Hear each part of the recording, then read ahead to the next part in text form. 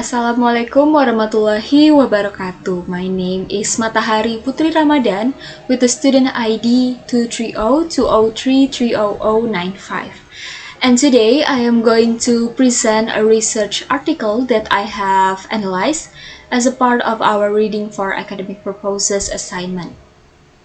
The article is titled English Vocabulary Retention on Movie Series with L1 and English Subtitles, The Role of Vocabulary Level and Frequency. It is published in LLT Journal in October 2024 and it was written by Zulfadli A. Aziz, Faisal Mustafa, and Miga Yulia from Universitas Syekh Kuala, Indonesia. Now, I would like to focus specifically on the introduction section of this article. So, now you have seen that I have highlighted a few sentences in the color of pink. It is the opening statement, so the introduction begins with a claim. Vocabulary is the core component of a language, which should be the starting point for language learning so that the language can be acquired. This sentence clearly establishes the importance of vocabulary as the foundation for learning any language.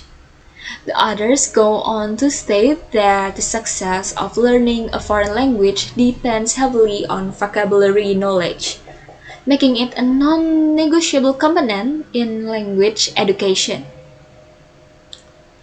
They support this idea by citing Smith and Smith 2020, who argued that vocabulary teaching is not just about introducing new words, it also includes helping learners extend and apply known vocabulary in different contexts. After emphasizing its importance, the authors also acknowledge that learning vocabulary is not easy. This part is called the challenges in learning vocabulary, and I have highlighted it in the color of yellow. You can see it on the screen. So according to Rohmatilla 2014, learning vocabulary doesn't stop at understanding meaning. It also involves mastering pronunciation, grammar function, collocation, and pragmatic meaning. Then they introduce a deeper explanation using Nation 1990, who outlines 3 factors that make vocabulary learning difficult.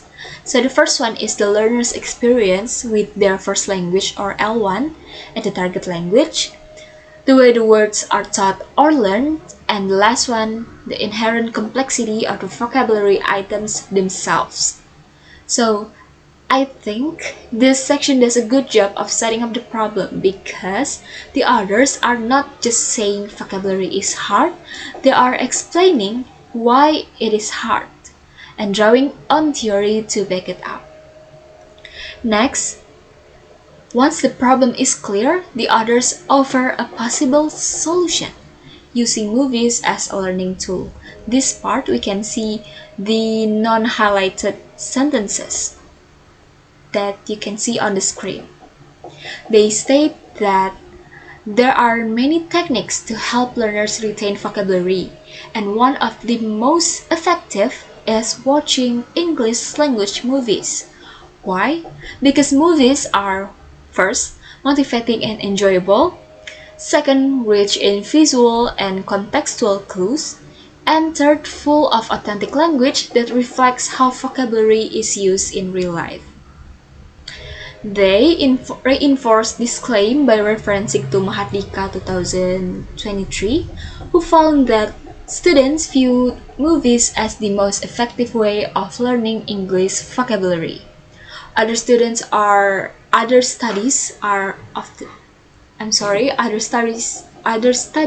mentioned as well. For example, Shahrozi et al. 2019 emphasized that movies show how words are used in natural context. Kabuhal 2019 found that movies help learners understand how native speakers hold conversation, and Al-Musharraf et al. 2024 argued that subtitles in movies offer a multi-sensory learning experience that enhance both listening and vocabulary acquisition. So, In short, this section lays the foundation for the main variable of the study, and that is subtitle movies as vocabulary learning tools.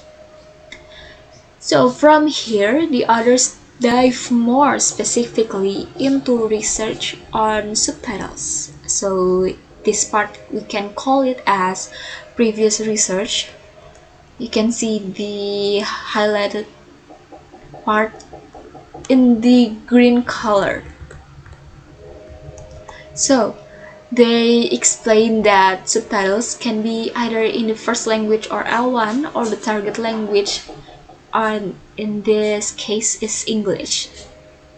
And they play a significant role in vocabulary development.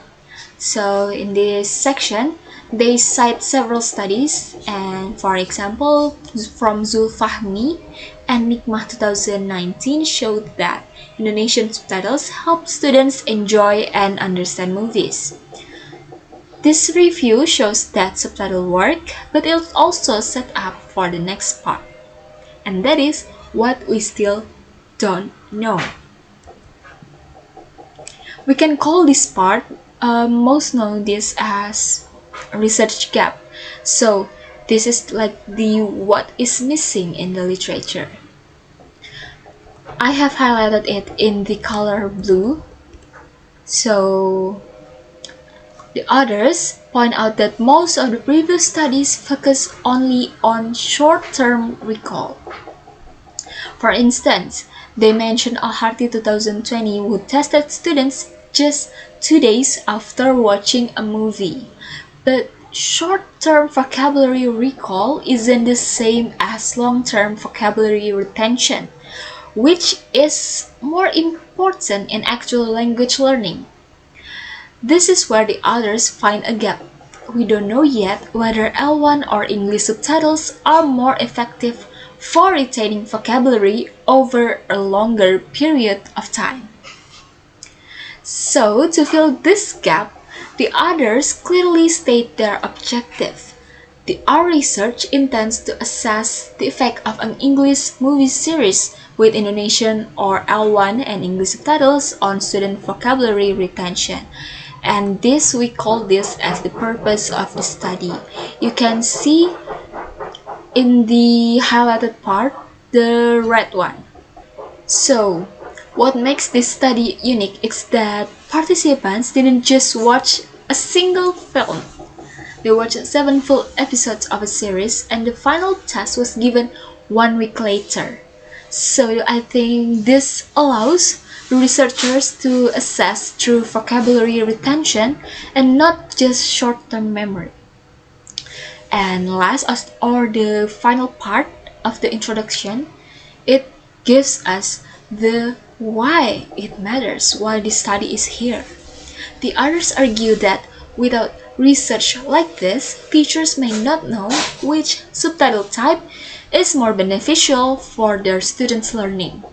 By finding out whether English or L1 subtitles support better retention, the study can inform classroom practices and help learners make smarter choices when watching movies for learning purposes.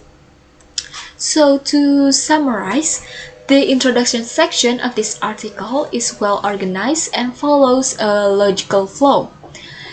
It begins with the importance of this vocabulary, addresses the challenges learners face, introduces movies and subtitles as a potential aid, reviews what past studies have found, points out a clear gap in the literature, states the purpose of the study, and ends with a strong rationale for why this research is meaningful.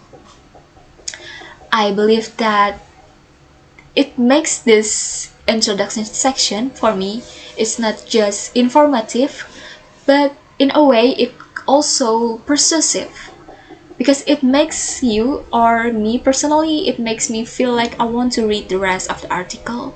So I think it is a great example of how academic writing can be both clear and compelling. So thank you for all your attention. That is all from my analysis. Wassalamualaikum warahmatullahi wabarakatuh.